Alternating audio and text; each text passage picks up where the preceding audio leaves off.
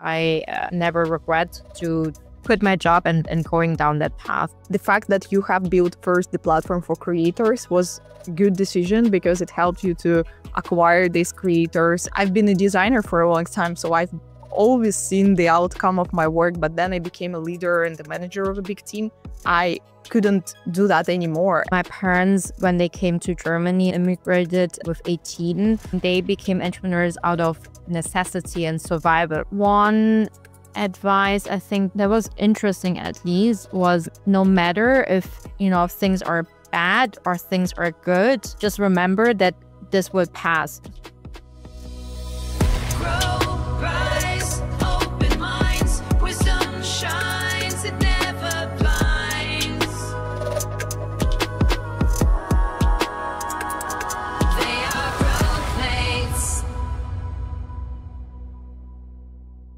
Hello everyone, this is Kate Syuma and welcome to Growth Mates new season in the company of women, where I talk to fantastic women leaders, founders, book authors, and people who combine all of that together. And today I'm so happy to host Jen, a co-founder of Passionfroot, the product that I love and I use as a creator, and I'm so happy that I discovered that. And I'm so grateful to Jen for creating such a product. So today we will talk not just about Passionfroot, but also about Jen's story, journey, career transitions, and all the stuff that I'm talking to every woman, every person who I host on these conversations. So I can't wait to start and passing the mic to you, Jen, just to share maybe a couple of words about yourself, as I love when people are telling about themselves by themselves, not me reading through their LinkedIn profile. Yeah, for sure. Thank you so much, Kate. And yeah, super awesome to be on the podcast. And obviously love that you're using Passionfroot and grateful that we connected last year. Maybe quickly about myself. So I'm co-founder and CEO of Passionfroot. I'm a third culture kid. So my parents actually came from Vietnam and immigrated to Germany. And then I was born here in Germany and grew up basically between those different cultures. And I think though I had it early on that gave me really a global mindset and perspective, just being raised, biculturally in this regard.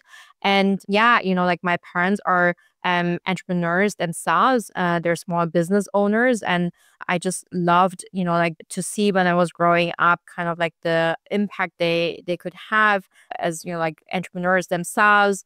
And and I think I knew that at some point I want to start my own company. And it took me though a few years until I got there. I still went the traditional path of doing business school and then working also in VC as an investor. At some point though, I think it was during Corona, really asked myself the tough questions and started at that time my own newsletter on Substack and loved it so much that I thought about even, going your route of becoming a full-time creator.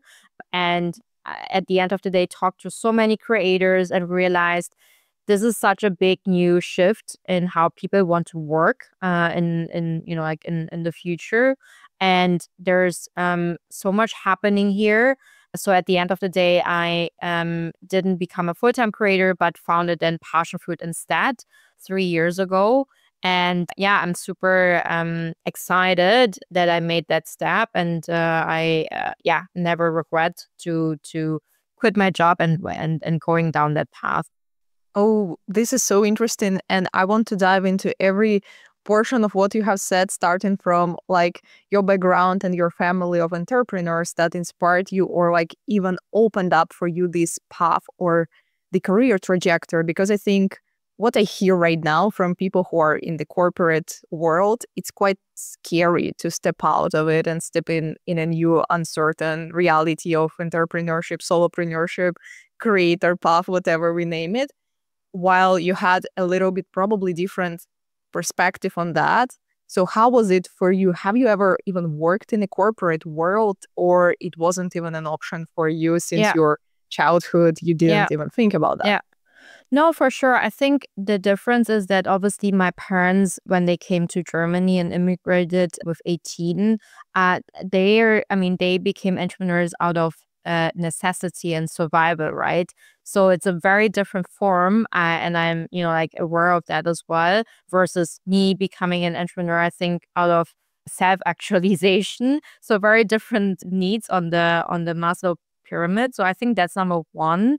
So the interesting thing was that even though I got exposed to that early on, it was a different type of entrepreneurship. And the second is that all my parents wanted for me was to go in a corporate and have security and stability and work there for, 30, 40 years. So it was actually very scary to then actually a few years into my career, and I worked actually also, in a corporate and consulting and VC, to then actually make that step, because it basically went opposite of what I was taught, in the sense of, this is what we give up for you, and this is, like what we want for you. So I think it's very interesting to in terms of like just how you think about entrepreneurship and different ways of entrepreneurship, and why people do actually, become entrepreneurs. But at least for me, it did feel like the right thing to do personally, to do, even though it wasn't actually the plan of my parents, because they didn't want me to go through that, because for them it was, again, rather hardship and for survival. Yeah.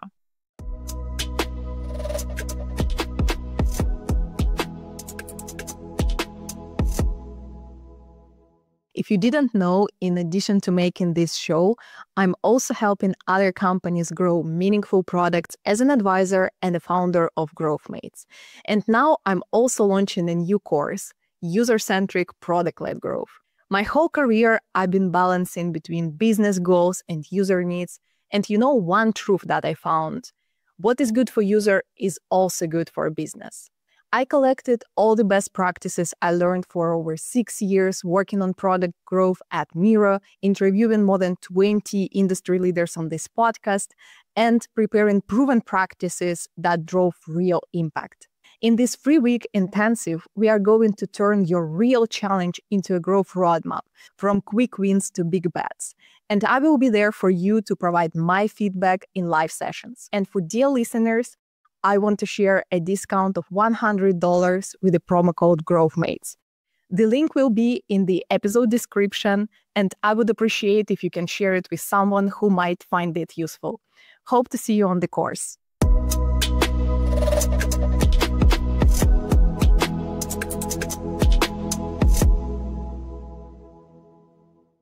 Absolutely. At the same time, it feels like it's a pattern, because the stories I hear from people who lived in this environment of parents who were entrepreneurs, they hear the same advice probably from the parents. Don't go this path. It's too much. It's too stressful. Just don't do that. Enjoy your life. Relax.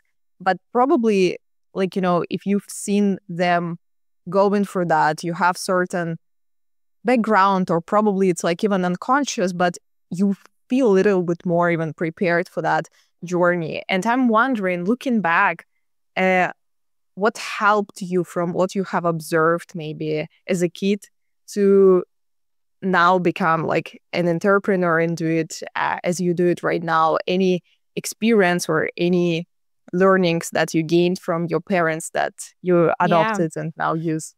Yeah, I love the direction the conversation takes, because it goes very like back to our roots and childhood and what shapes us and what makes us. But I love it. Sorry, it wasn't in the agenda plan. Let's go with that. Yeah. But the thing is so fascinating, because at the end of the day, that it does shape us. So I think what I observed, at least from my parents, is they came here with nothing. Right, like they didn't know German. They're workers, right? They came here as guest workers even. So that, right, like really taught me, hard work ethic in that sense, but that it also can make a difference if you work really hard. And then also to just actually not to be afraid. I think it also taught me courage unconsciously, because they didn't, they didn't know German. They went through so many challenges probably, and they still just figured things out. So I think that has a lot to do with resilience and grit and adaptability to adapt to something, and flexibility. And I think that's kind of like what I probably like unconsciously took from seeing them then. Yeah. Interesting. And it's interesting also to tap into this story of being an immigrant, but you were born in Germany already, so you're like second generation. In my experience, by the way, I'm also kind of an immigrant in the Netherlands. I'm here for 3.5 years. And it's something to process still for my family, that I'm sort of taking this intellectual capital from the original country to another country, and probably my life will continue here. My family will grow here, not in this original country where I'm from. I'm from Russia. So, and that's for me actually the conscious decision. So I would like to step out of this generational path that my family was like building and growing and like just expanding knowledge where they live. And, I think it's super valuable for countries that are super multi-generational, like Germany and Netherlands as well, and a lot of European countries are like that, to give opportunities for folks like us to build their stuff there and to cross-pollinate this, intellectual capital of different worlds in a new world. And this is what leads me smoothly into this topic of creator path that you uncovered for yourself. Interesting that it happened in COVID times. For many folks, many changes, big changes happened in COVID, probably because we were in a silent mode, a little bit less active socially, and had time to reflect on what's going on, what we are doing. Tell about what was happening with you that time and why you ended up creating contents on Substack. I didn't even know that Substack exists in 2020. Yeah, I think there was just in that year so much going on, right? And it was, like Black Lives Matter, climate change, obviously the pandemic, Asian Lives Matter, Asian hate crimes in that sense. And I think at that moment I just felt some sort of like powerlessness. And I think starting to create content just gave me a platform to share actually my voice and do something. So I was covering, right, like any technology startups and topics that were creating a positive impact actually on our environment and society. And I loved it. I loved the process of creating. I love the process of writing. I love the way that being a creator allows you to creatively express yourself, and really and enjoyed it so much that I even thought about, could this be a path, and how could this path look like, because it's such a new, like non-linear career path. And I found that super fascinating. And I think I'm like, right, like you're one of them, but probably there are millions of people who ask themselves, what if I don't follow the traditional career path? And what if I do work on my own terms and build up different revenue streams, different projects, different interests that I can follow? And that's something I just found super fascinating, because most of the people, whenever I talk to any creator, everyone just, stumbled almost into that, because the reason or how they all got started usually is through a true passion for a specific topic, a specific industry that they want to, for example, share and, teach others, so others can learn about UX design, others can learn about product, others can upskill on AI, right? So it's throughout this passion that they share and connect with like-minded people, that at some point they start to make money and see, wow, this can actually be a path to become a creator. Yeah, it's interesting that you reminded me about this question that I asked myself recently, like what was the calling to start creating, to start writing? And in my experience, or in my case, it was probably a combination of things. You've described like a passion to in certain topics, observation, what I'm doing when I'm not working. So I started writing probably even 5 years ago while I was still like working at Mira. I was on Medium and posting in different like UX Collective, big magazines. And I was doing that on weekends, on like late evenings, whenever I had the time, because I really loved just writing stuff. And that was so fulfilling. Another stuff that I missed when I was a manager, for example, and maybe you in your corporate job in VCs, something that we are missing is it's a creative type of work that is a bit tangible, like you're producing something. I've been a designer for a long time, so I've always seen the outcome of my work, but then I became a leader and the manager of a big team. I couldn't do that anymore. And I thought, all right, maybe I will start writing documentation, templates for my team, but it's a bit boring stuff. So writing stuff that you really love, and like, it's also about research. When writing, you are doing a lot of research.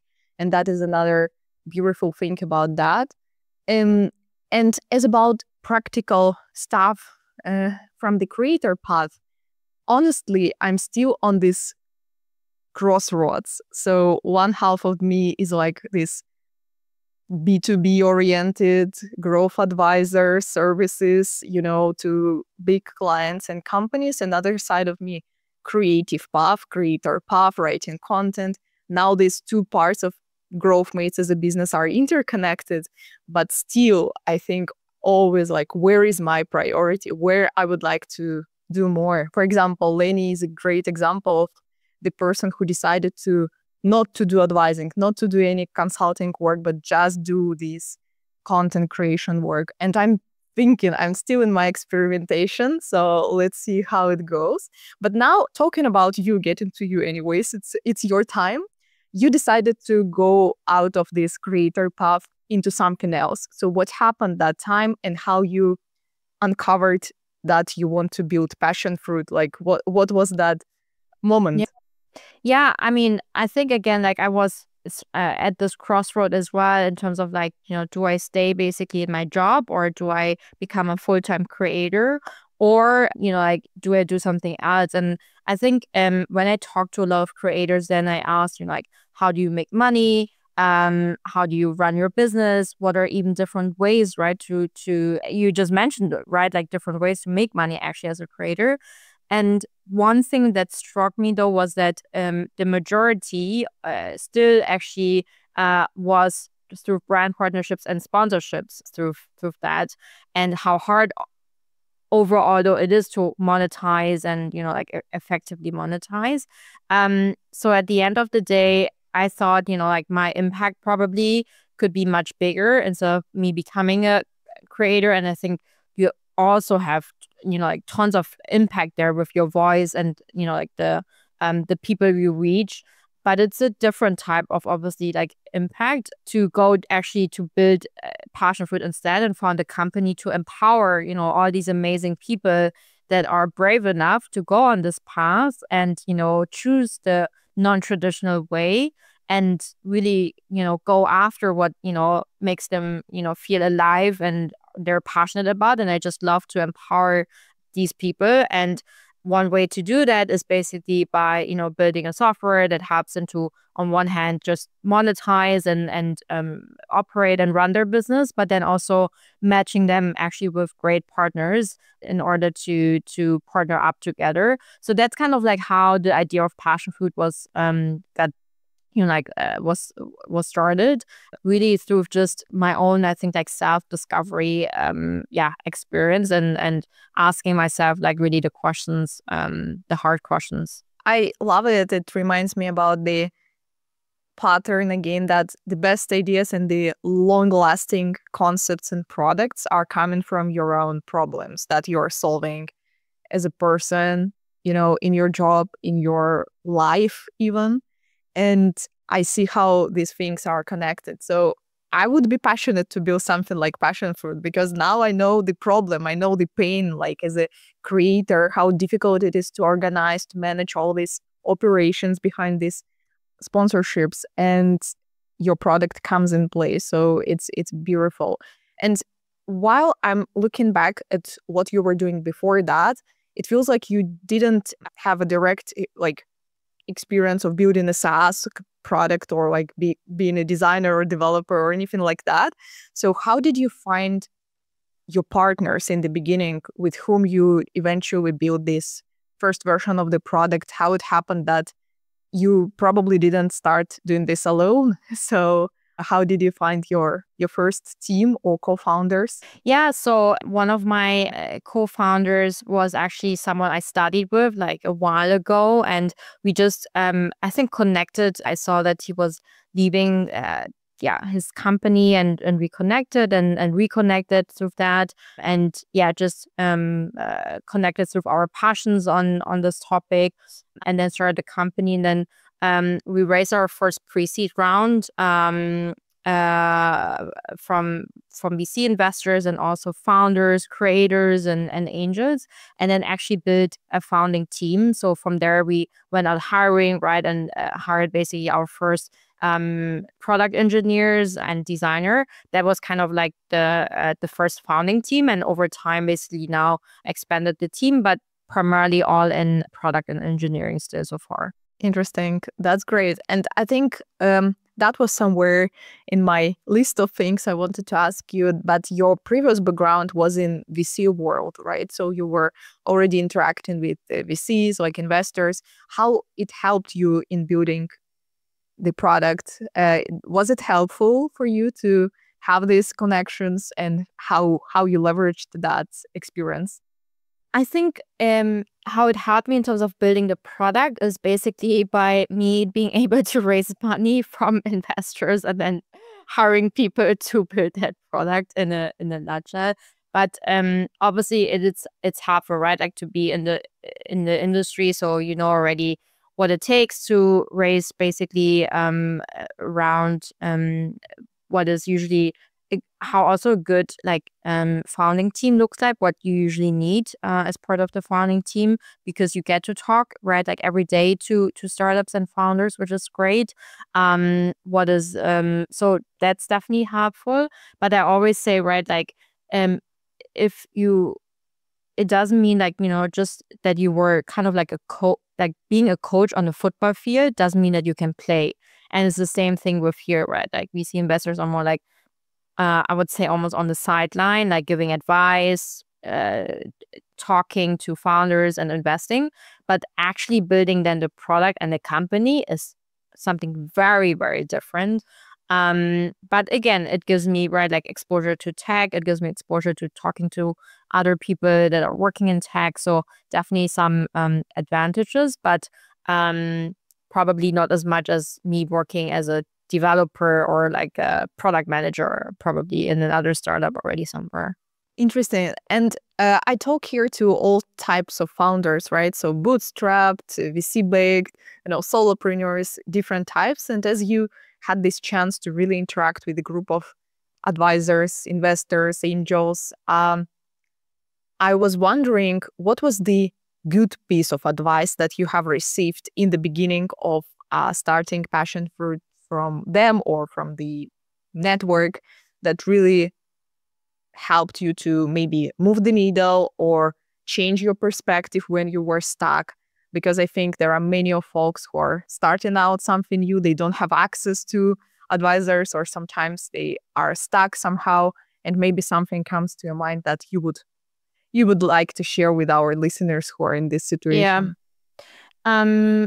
I think like one advice I think that was interesting at least was no matter if things are bad or things are good, just remember that this will pass. And what that means is, right, if for example it's a shitty week, it's a shitty day, you lost a client, or there's an outage, or the software is down, I don't know, this will pass and it's okay. But also in the positive moments, right? You close a big client, you're on a streak, you're growing, while be paranoid because this can pass as well. So I think that's a perfect kind of like summary of what also entrepreneurship is, which is it is a roller coaster. And that was just a very interesting advice in terms of how to deal with, I think, the hard times, but also the good times. That's beautiful. It feels like it's a life advice, even. Yeah, true. Yeah. Same thing about life. And it reminds me about my personal reflection, as it was my first year in solopreneurship, that it's very uncertain and volatile type of journey. And if you get either too excited, either too stressed at every single up and down, you are not survived. So it's like it's too much for your nervous system even. And I think being in a more like realistic side of things and just calm um, definitely helps. And maybe we haven't even shared what exactly is Passionfroot is. So maybe you can tell what are you building now, and if there was something different in the beginning, how you shaped the product in the last 3 years, because maybe there was something that didn't work for a while and then you uncovered, all right, this is exactly the closer PMF use case and this is what we're gonna do. Yeah, for sure. So basically, we started out with the idea of building this operating system for creators, right? Where you can basically monetize with mainly brand partnership sponsorships and then run your kind of like end-to-end as a tool in there.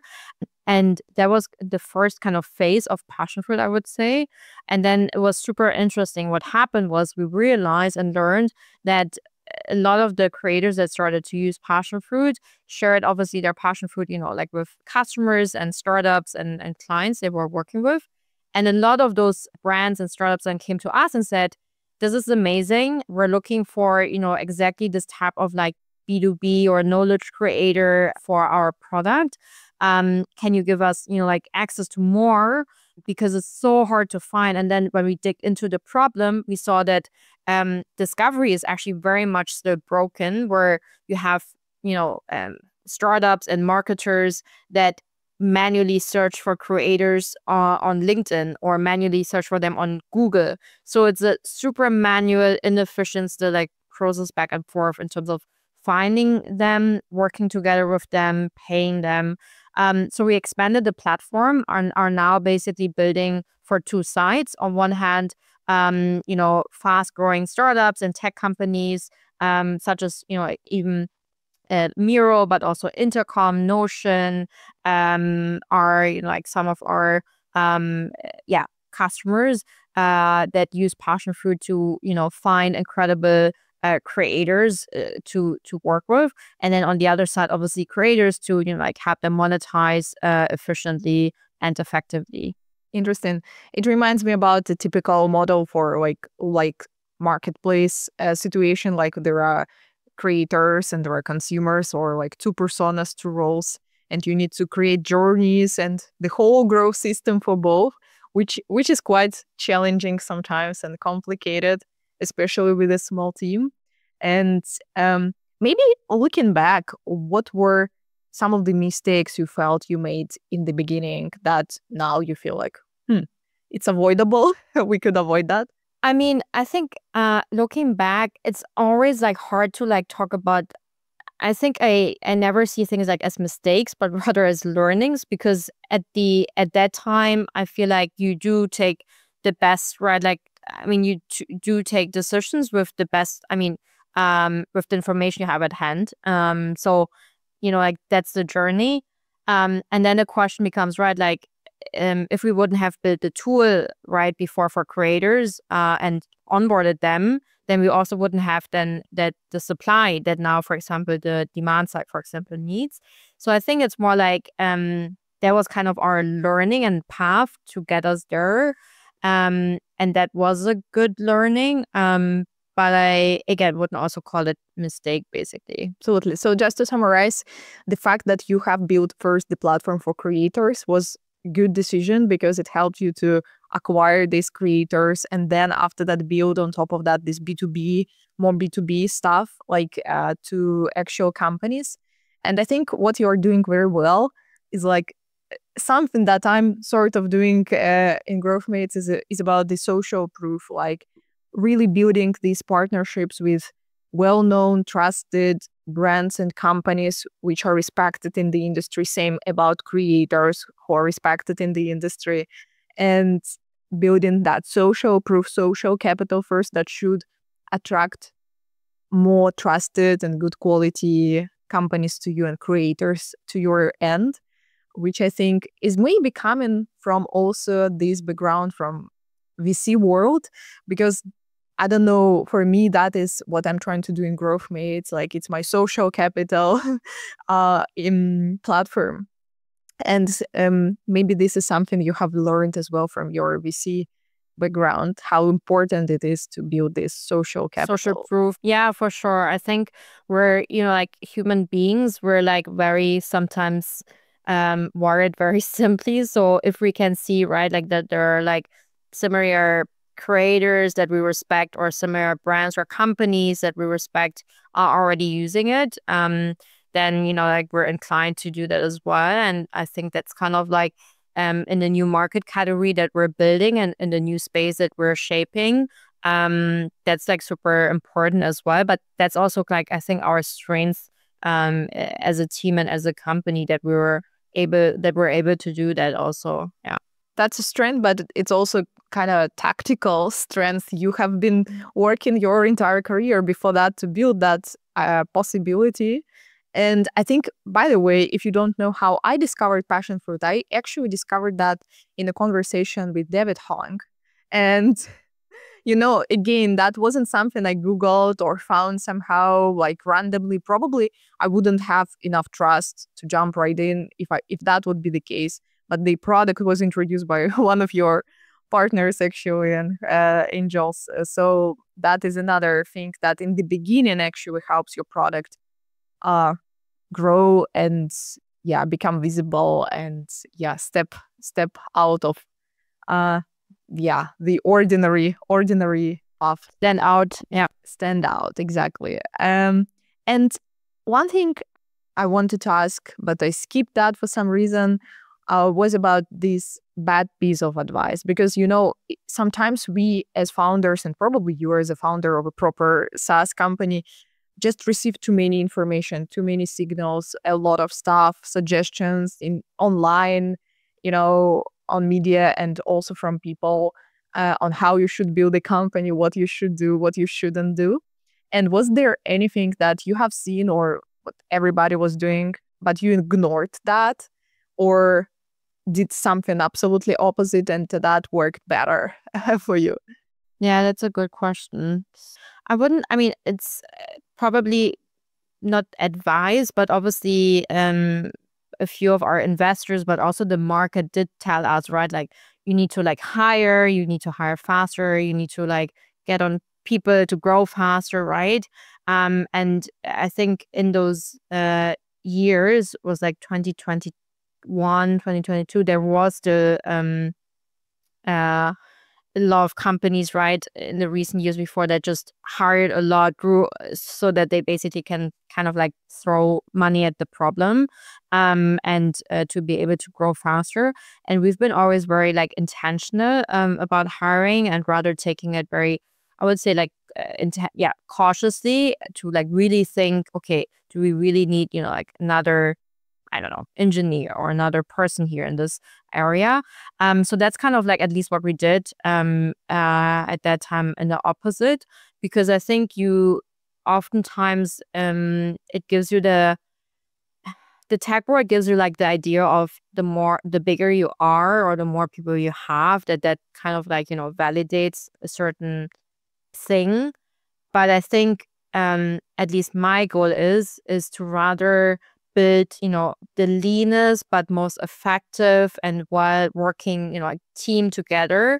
And then I think right now it's the best time actually to do that, because with AI, obviously there's so many ways to, supercharge and leverage that in your everyday work. We use it in coding, we use it in designing, we use it in prototyping and sales. So I think that's where we went at least at that time opposite. And then we also saw that so many companies then had to lay off people because they overhired or because they were pushed and pressured by investors to hire in order to grow. Yeah. That's actually good reminder. And I think after a couple of years of observing what's happening with the industry, most of founders already learned that lesson. Like, don't hire too fast, don't overhire for sure, because we need to be empathetic towards people. And like, I've seen many situations when it ended up for employees not in a good way, and we definitely should avoid that. And how big is your team, by the way, right now? Like, We're 10. Yeah. 10. Yeah. Perfect. I've Yeah. been thinking about, I've just recorded another episode with Marie, founder of Tally.so. It's like a product for form builder. My favorite one these days. I'm using it for everything. Yeah. And they are a team. Yeah, cool. They are a team of, I think, 4 or 5 at this point. And for 3 years, they were a team of 2. So I think we see more and more examples of these small teams, but powerful teams. And I think exactly like with the power of AI, we now can do more, do more with less. And yeah, maybe it's an open question for all of us, how to prepare ourselves for not founders, but want to keep working and be efficient. I think it's more about like how to build your skill set in a interesting way, still horizontal, but more in depth in a particular field, that you become a non-replaceable like person in the market. While getting back to the topic, we talked a lot about business stuff. I love it. However, I want to get back to your life as well. And the life of a founder is a specific life. So we talked about your parent hesitations and worries about that. And looking at how you lived the last 3 years while building Passionfroot, were there anything that you had to sacrifice actually in order to do what you do today?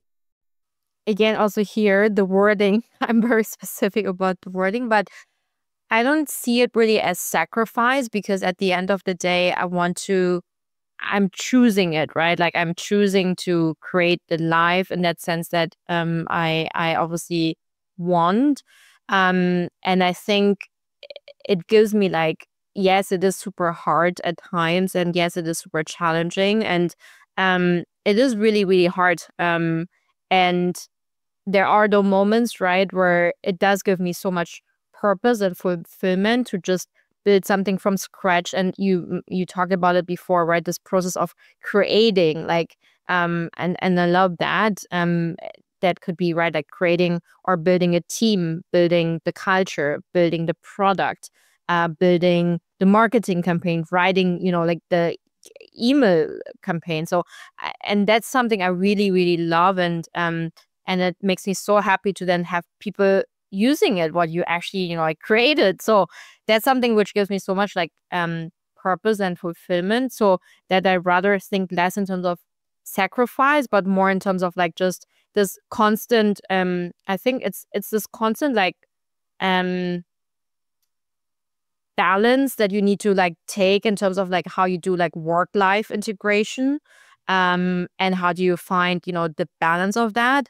And I think in the first year it definitely was harder for me, because you just that as a founder in the beginning, the more you put in, the more probably hopefully comes out, because you're the only one who can drive it. There's no one else, right? If you do nothing, then nothing happens. So you really get very easily into this motion of, oh my God, it's so much fun and I see my impact that I create. But it's also then, like a risk of like overworking and just working all the time. So coming back to the question of like sacrifice, like, yes, I think, of course, I have probably I spend less time on like family and friends partially than I had before. Or like certain things that where I have to say no, but I'm trying to find the balance there, and I'm aware of the choices that I make. And yeah, it's not that easy. I mean, it's not an easy journey, but I think at least I never want to call things sacrifice, because it gives power away, kind of like to, to, as if this is happening to you. While here, I would say I want to rather actively make a choice to like, find a balance in this work-life integration as a founder. This is absolutely true. And I think that is the word and how you like carefully, reframe that question. I really like that. And it reminded me about the concept of work-life prioritization. I've heard so many concepts like work-life balance. It's old school type of never achievable.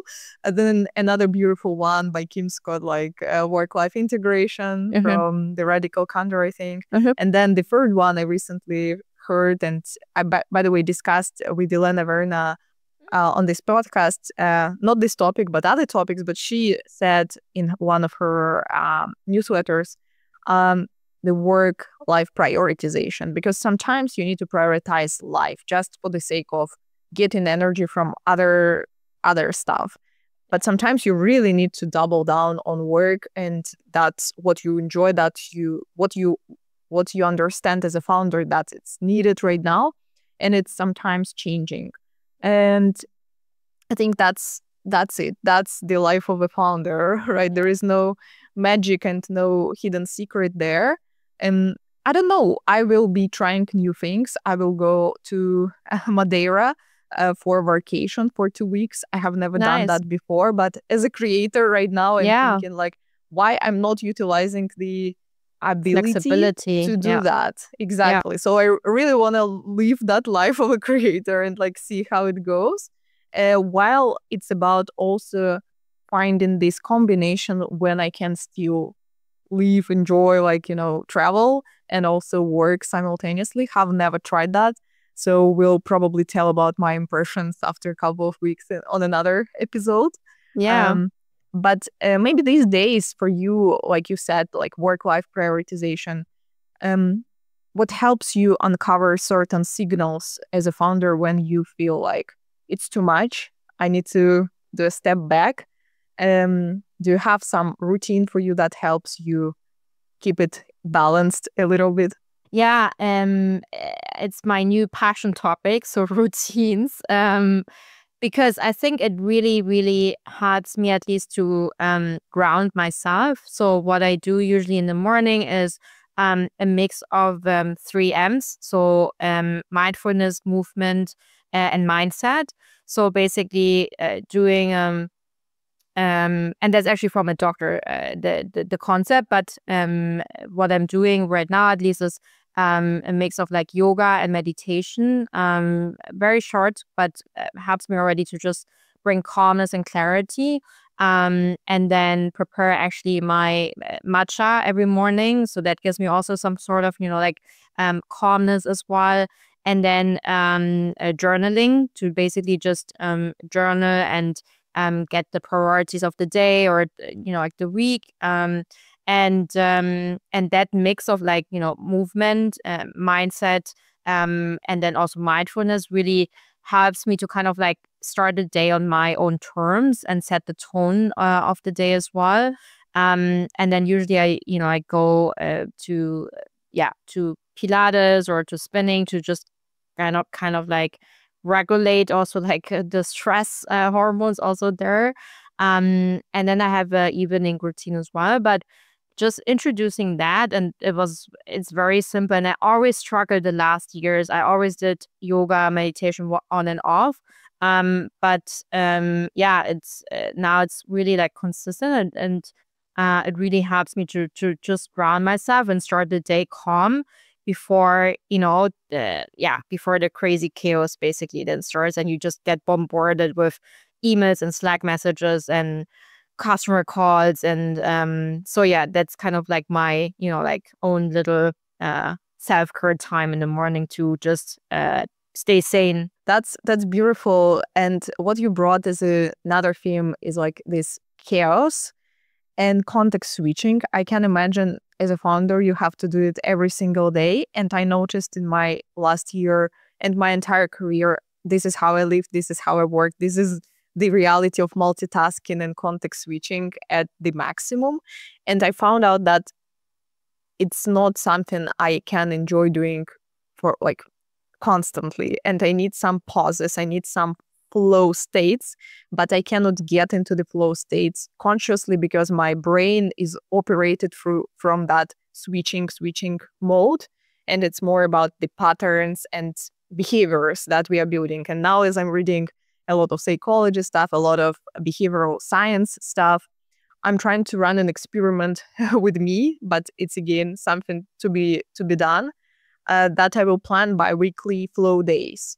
So by flow day, I mean that it's gonna be something that you have described as you start and end your day, but in between, as a solopreneur, as a creator, I feel I can allocate bi-weekly one day when I have absolutely no meetings, when I have absolutely no external calls.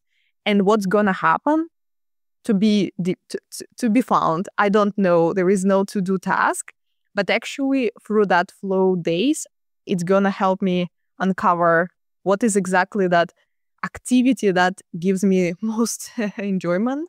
And either it's in the creator journey, what type of content I really love creating when I'm left alone and when I don't have any boundaries, what type of work I'm prompted to do when I'm bored, basically. And that's gonna be an experiment that I'm gonna take. Let's see how it goes.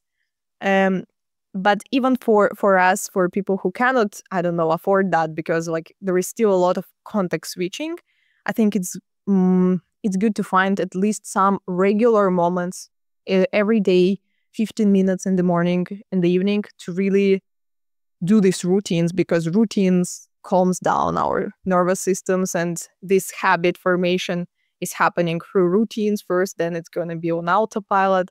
But it's good reminder. Thanks for sharing that. For sure. And yeah, and I love that you create basically very intentionally kind of like your little islands also to just be actually in calmness or stillness. And then from I think we're not used to anymore like being bored, because we're always like grabbing our phones or doing something else. We have very short attention span. And so many like ideas come actually, I think, out of like having stillness and being bored. So I think it's really good. And at least what I try to do is also like having in the morning no calls. So apart from our team stand up, having just like focus mornings, so that anything in terms of like thinking or doing, or where I need to like write or create stuff, do that in the morning, and then afternoons use that for usually then calls. Yeah, absolutely. And we all need creative time, right? So even as a founder, you need that. Like, it's very creative work to build a company. It's probably the most creative type of thing to do, and we all need that focus time like on a regular basis as well. And it's hard to be in that flow mode. Just one thing I wanted to share is like I tried. It's impossible. It's like for multitaskers, it's a pain to be in the flow mode. So it's like you're always interrupted. Someone inside you interrupts you all the time. Yesterday, I was trying to draw for 3 hours because I had an evening class for 3 hours, like drawing. I was like distracted so many times that I was like, why so? But I feel like it's something I need to learn, how to get back into that flow state, because from that state I can maybe be more creative and create better content and get better stuff and better advice for my clients, because this is when best ideas are coming. I don't know, to me at least, are coming in the shower. Like, this is when I uncover best ideas for my content, best ideas for suggestions for my clients, not when I'm in front of the laptop. No, for sure. Yeah. And last thing, as we are like just started this year, anything you'd like to share about your plans with the Passionfroot? What is coming out soon, and what should we expect from you guys in 2025? Yeah, for sure. So we had a very busy actually December, where we shipped a tons of things before even the holidays. So one of the things was that we, actually now are from single player mode to multi-user mode. So basically that you can invite also your team members. That's a huge thing, especially for the marketer or company side, right?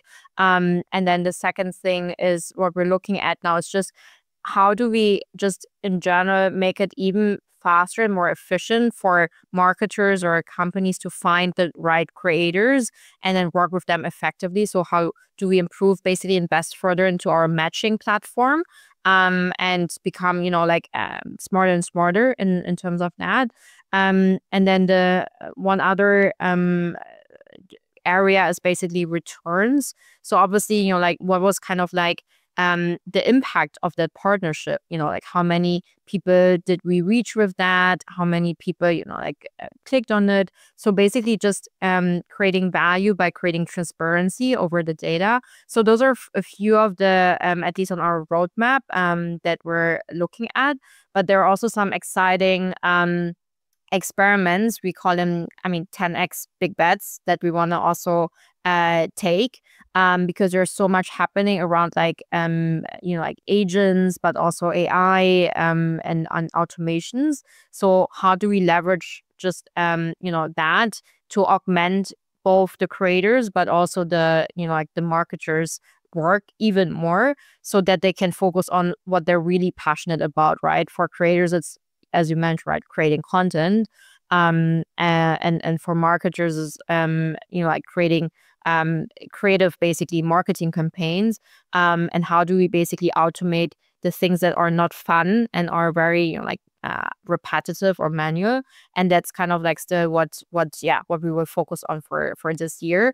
That's in terms of product. And then other than that, we're expanding, we're building our go-to-market team in the US. So 60-70% of our customers today are actually all in the US. So it makes also sense for us to actually, expand more and more into this market as well. Awesome. Absolutely. If you have any links like open roles, feel free to share with me. I will attach them to this episode when it goes live.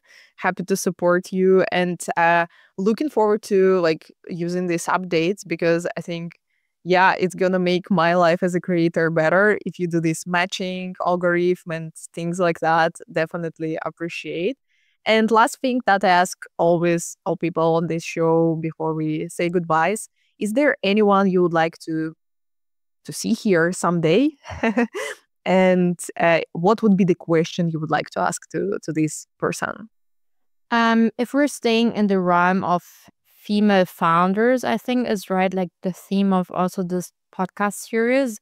Then if you haven't reached out to her yet, Mariam, the founder of Softer, I think would be interesting to talk with, just because incredible story also as builders and building the company, reaching indie hackers, creators actually as well, and just empowering everyone to build. I think that's a beautiful mission as well, like with no code. And then the question I would ask her, I think just like out of her journey, as a founder, like what gives her the most joy as part of the Softer founder journey so far. Awesome. Thank you. What gives you joy? I think like what I mentioned before, right? This, when we talk about sacrifices, the crush of sacrifices, I think it's really just this, some of this is really, really hard, the journey as a founder, but what makes up for it is really this process of, creating and building something out of nothing, which exists in your head. And then seeing people, using it and actually loving it, and having, them actually saying, changes their lives, or it helps them, right, like in so many aspects. So that's super fulfilling and purposeful. And the second thing also what brings me joy is actually my team. I love, just working together as a team, and towards a goal. And I think many founders I talk with that are, have hundreds of or thousands of employees, and whenever they ask me how big the team is, and I tell them we're 10, all of them, really say oh my God, enjoy. This was the best period because it's just, like a smart, committed team of, people working together. And yeah, that's I think, the most fun period right now. I hear that the same things as well. And I hope like this period will last and even longer, or you will enjoy the next step of that period. But I wish all founders to be like in that state of enjoying what you are doing, right? Because this is what we need from you to be able to create good teams, good culture, good products at the end. So thank you, Jen, very much for being here. Appreciate your time. And for everyone who is listening to us, please don't forget to subscribe on your favorite platform. This is what helps me create this content, be a user of Passionfroot, and keep going on with this creator path in parallel with my growth advisory path that I would like to also keep doing as long as I can. So thanks, everyone. Cheers. Thank you.